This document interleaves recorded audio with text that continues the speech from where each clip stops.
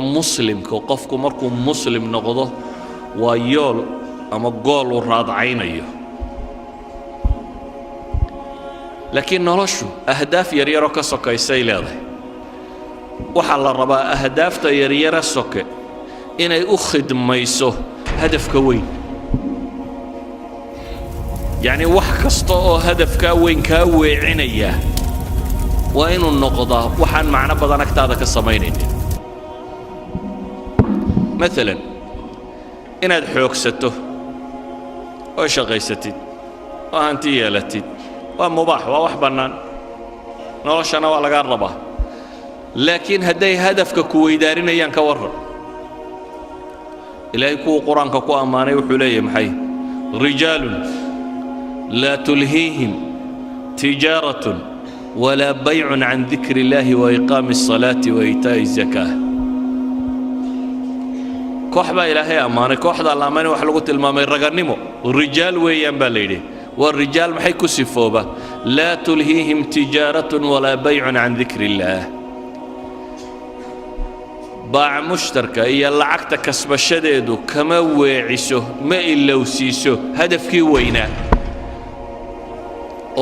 إنو صلاة أوغو إنو زكاة الله يمادو إنو إلهي عابدو إنو حصو إن آخره هرتي سايتا الله يخافون ربهم إني ربي قد كعب صريان مالن قلوبتا يقدوميسو إذن هدفك ويني waxaan soko oo dhami dabab kuma ridaan ceeriyaan ma ha ka qarin karta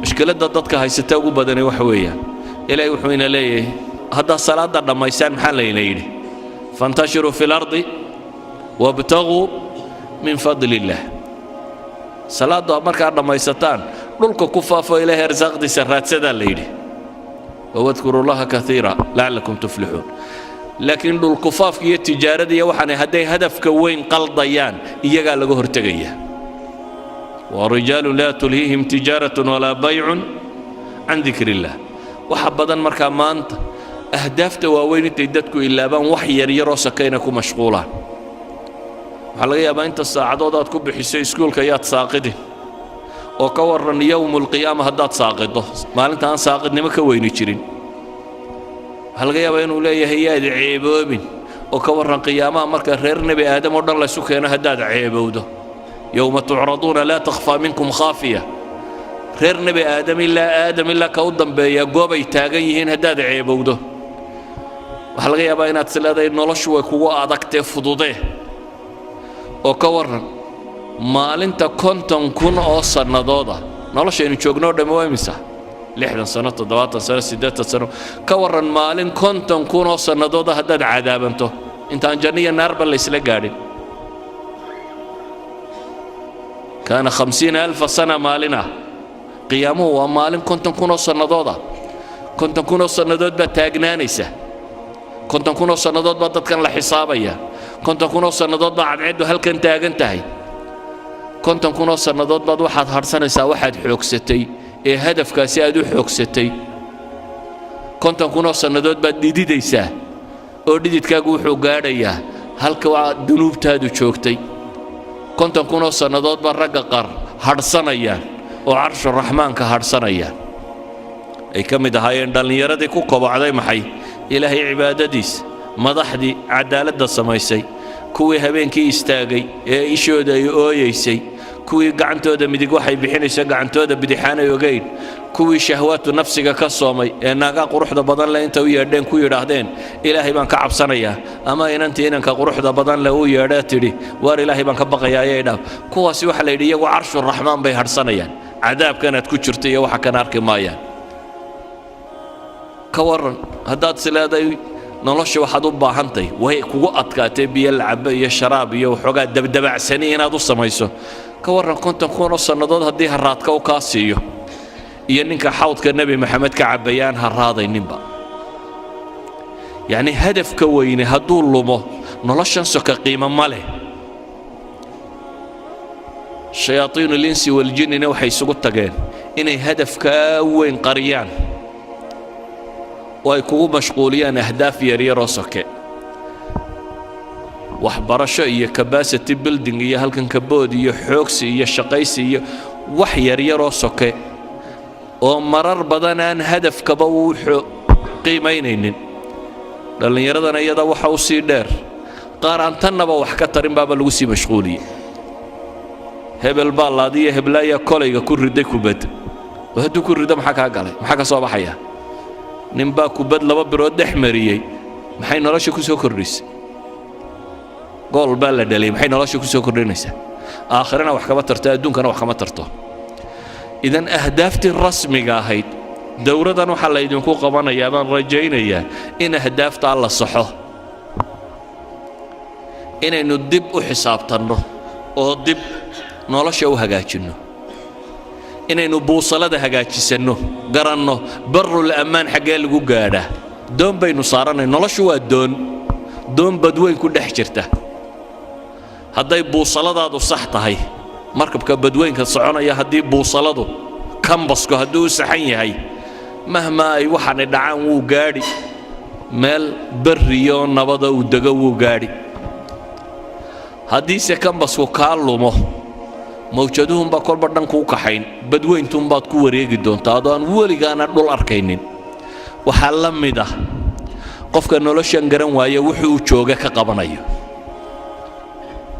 haddaad cab oo cayaar oo boodbood oo wax dhal oo xoogso oo daaradhis oo kan samee dan hargeysaa joogtaan, bal suuqa hargeysa isdhex taaga, raggii dhisay meeye? waa daartii xaaji hebel iyo watii ilmo hebelunbaa maqlaysaan, meeye xaajiyadii ka tageen. aarahan hargeysada aan maanta dhex joogtaan, raggii lahaa cidi kama noola, xaggay joogaan? waa kuwaynu meelahan ku marro, xataa magac male. hadda xabaalaha ka bannaayban asxaabulqubuurkii, xaajiyanimadii iyo magacnimadii iyo maamuuskii iyo hebel wixii lumiye waa asxaabilqubuur, waa dadkaa godadkaa ku jira ciiddaynu ag marayno. ma waxaad diyaar u tahay inaad danda intaad dhisto ku biirtid kuwa magaclaawe halkaa ku jira aan la kala garanaynin, xufraddan ay ku jiraan? dabcan qaar bay janno u tahy, qaarna naar bay u tahy, laakiin inaga agteenna waa asxaabulqubuurun. waxay isweydiinta le markaa, war maxaynu u noollahay?